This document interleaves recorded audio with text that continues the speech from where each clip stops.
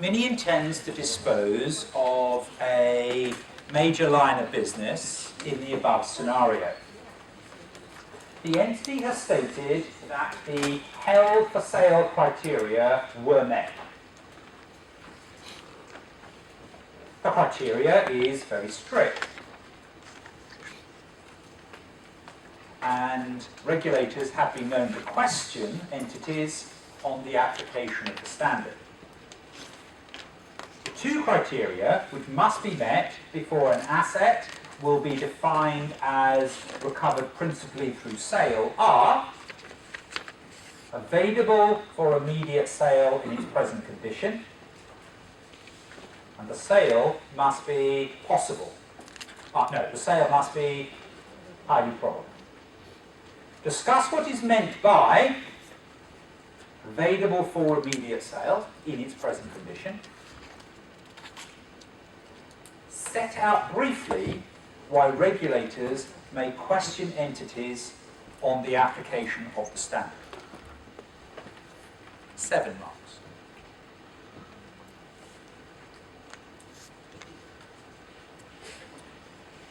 Discuss what is meant by available for immediate sale, and the sale must be highly probable. Set out briefly why regulators may question entities on the application of the standard.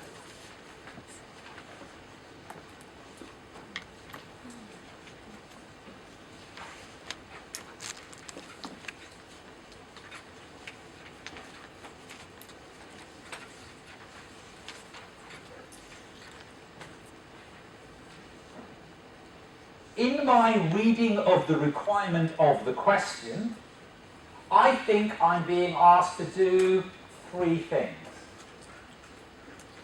for 7 marks. So I'm assuming 2, 2, 2, not sure where the 7th mark is. Yeah, I'm not sure. Yeah, I mean, if I can think of 2 things to say here, if I can think of 2 things to say here, if I can think of 2 things to say here, I will be delighted. If I can only think of 1 and 1 and 1, then at least I've got 3 marks. Or if I can think of 2 things and one of them is a bit of a wild guess, the marker won't know it's a wild guess. And you're not penalised negatively for saying something wrong. So if you say a couple of things here, one of them's wrong, so what? If you say a couple of things here, one of them's wrong, so what? Doesn't matter.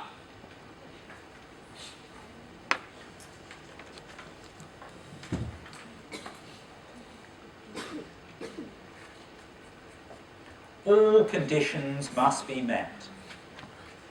All conditions must be met for an asset to be classified as held for sale.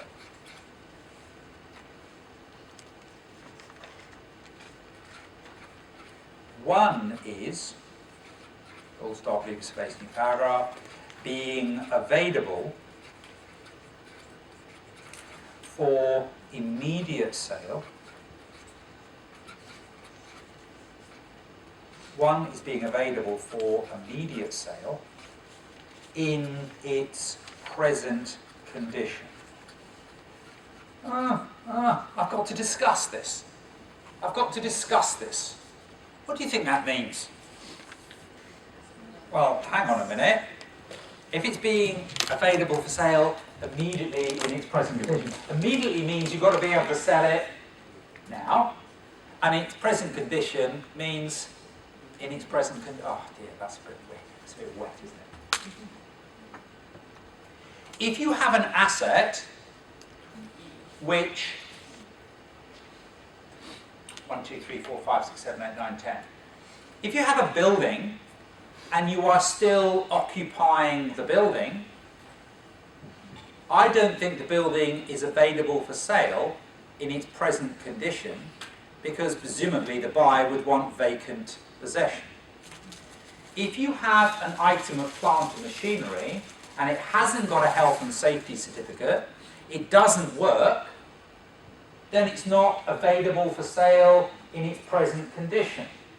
If you've got an asset, if you've got a pub or a license, if you've got a premises without a valid license, it's not available in its present condition. If you've got an asset that you need to use to complete an existing contract, it's not available for sale immediately. So,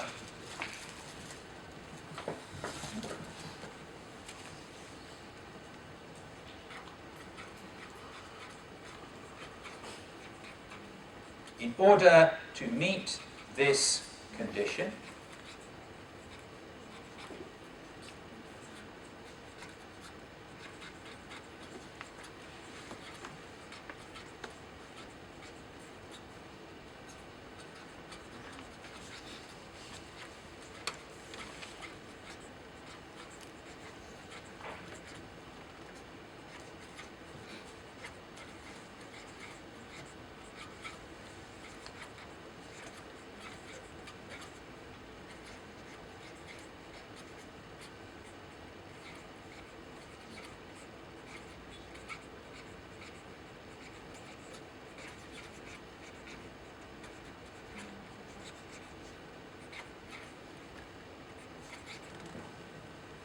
so in order to meet this condition, premises must be vacant. The asset must be in good repair. The asset is not needed to complete an existing order. That the license or planning permission is held. If you're going to sell it, as a nightclub, if you're going to sell it as an educational establishment, sometimes the government requires licenses, planning permission, whatever. So that's what is meant. I mean, there's 2 marks there, and I've given an overly fulsome answer.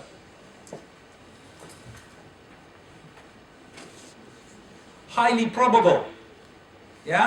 What is meant by highly probable? What is meant by highly probable? I think this is a high threshold.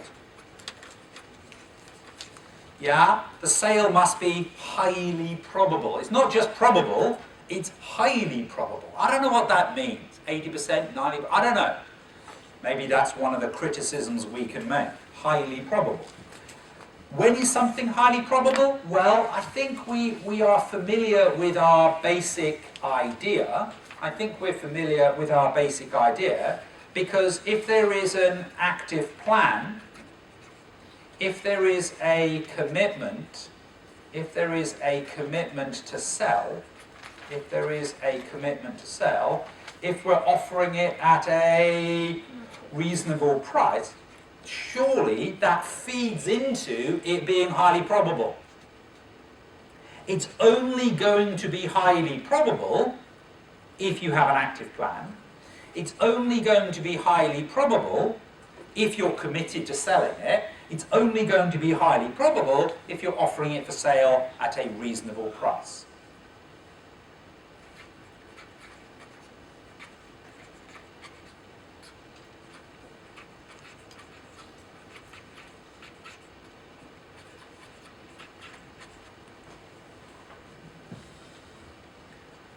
Why might regulators question how this standard is applied? Do you know what? I can say the same about impairment, I can say the same about provisions, I can say the same about virtually any accounting standard. We live in a principles-based approach. Accounting standards set out principles. The recoverable amount is the higher of the fair value less cost to sell and the value in use. The fair value is often an estimate at level 3. The value in use is always an estimate, present value of future cash flow. So the standard sets out the ideas, sets out the principles, but we as accountants have to come along and start applying. What is a reasonable price? What is meant by highly probable? What is meant by these words? If If the market, if the last transaction went through at 100 and we're trying to sell it for 102, are we offering it at a reasonable price? I would say yes, because you could always negotiate down. The market might be going up. 103, 110, 130. If you're marketing it at 130 and the last transaction price is 100, I would say you're being unreasonable. But when does 102 and when does 130, where in the gap? I don't know. It's a matter of judgment. So accountants are always using judgment. And if we are unethical in our approach to that judgment, then effectively that's where it comes in. Remember, there are advantages to the classification. Remember, there are advantages to the classification. And the two simple examples that I will give you that are advantages as to why somebody would want it to be held for sale is that there is no depreciation charged. If there is no depreciation charged, there will be more profit. And that's a small thing. The second is slightly more subtle, but I think the second is slightly more important. If we're talking about a discontinued operation that is loss-making,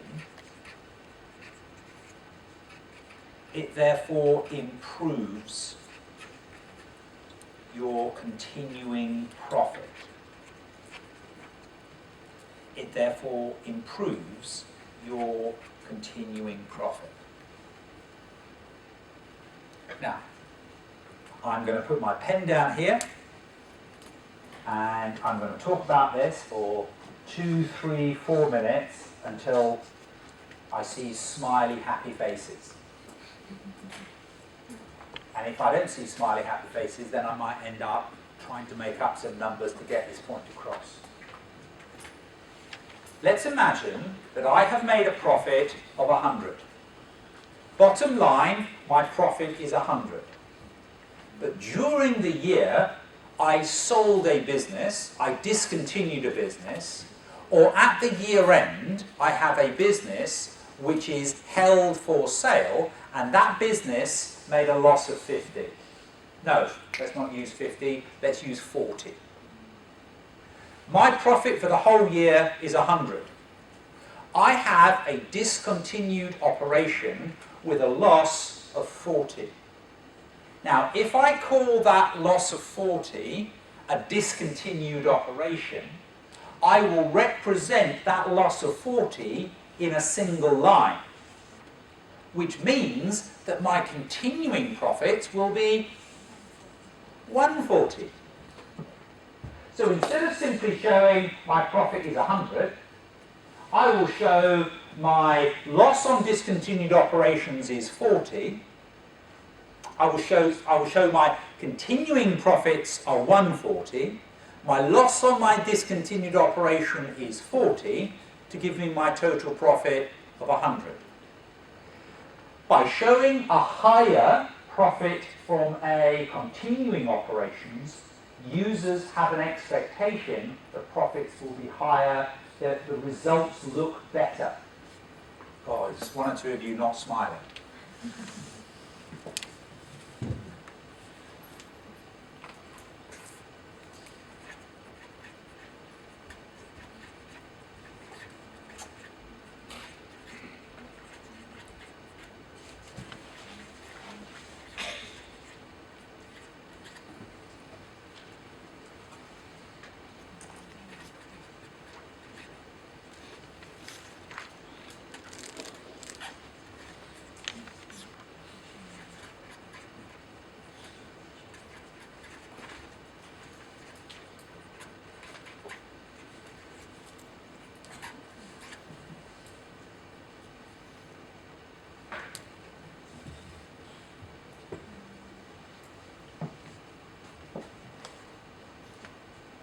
Mirror, mirror on the wall, who is the fairest of them all? same company, same results, same profit line, same bottom line profit. This is a profit of 100, this is a profit of 100.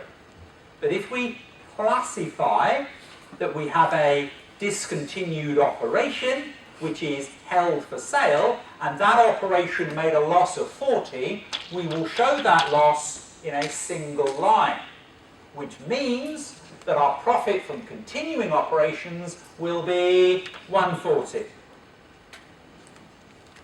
If you are an investor, you might be looking at a business. If you are an investor, you might be looking at a business which has made a profit of 100.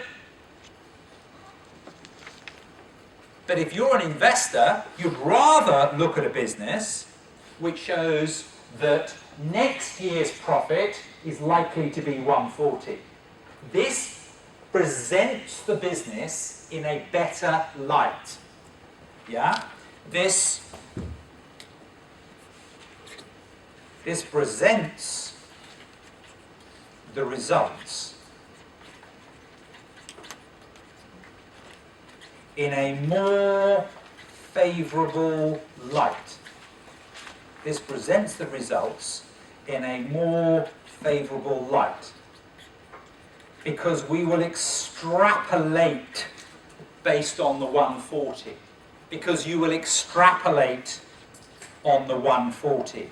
So you will be excited, as an investor, you're excited, oh, profits next year might be 140, because you've, the more I say, the more you think it's going to be difficult.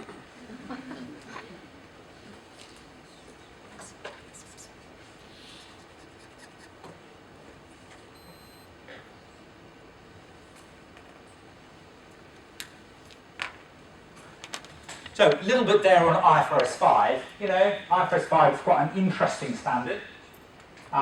You've got to know the definitions within the standard, but also, you know, the way it's applied is always dependent on judgment. Yeah? What is a discontinued operation? What is held for sale is a matter of judgment. And the regulators can have concerns because judgment is part of the exercise. Now that concern applies to any standard. Just like any standard needs to make disclosures so that you have a true and fair view. So there are various themes that always run through the examiner's mind. Yeah?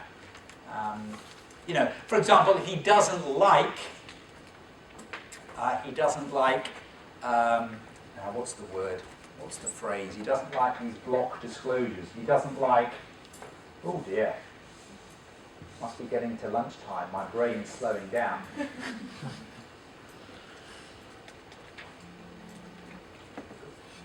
What is the phrase? What is the phrase when, instead of making a bespoke, specific, adapted disclosure that specifically relates to your company, and if it's a small matter, you just kind of deal with it. But if you're lazy, you take a cut and paste and you just drop in a whole bunch of information which is TMI, and the disclosures are overweighted. What's that called? Yeah, it's called TMI. I call it TMI. Yeah, too much information. So cut and paste. Oh dear, my brain is in need of lunch. It's not really helpful for the users to read all this kind of extra information. If you have a very small hole, in you know, perhaps all you need to do is put a small bit of plaster on a small hole. But if you put a boilerplate, if you put a massive, yeah, then you're over the top. The phrase I'm thinking of is boilerplating. Have you ever come across that before?